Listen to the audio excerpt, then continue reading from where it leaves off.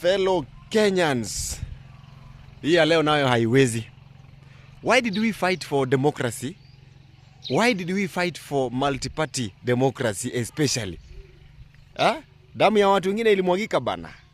We wasted a lot of resources and we buried so many people na wengine wakaumia sana because we wanted to fight for multi-party democracy. Alafu saa hii every leader that goes huko juu anataka kusimama president, anataka kuvunja every party that is existing. Tunaona hata DCP tunaiona.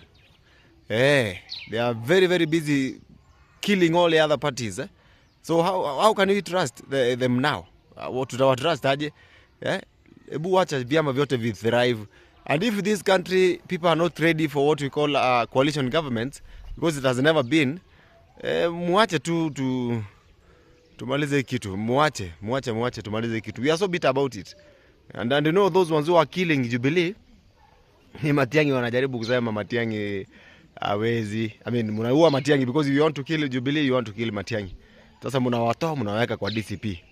Shida ni ile. Nasema kama Mwadhia, shida ni ile. Kuna watu hawataelewa, but this one every Kenyan is lazima aelewe. You don't kill those parties. Achana na vyama with the thrive. If you want to kill all the parties and reign with your own party, hata wewe ukwende kabisa.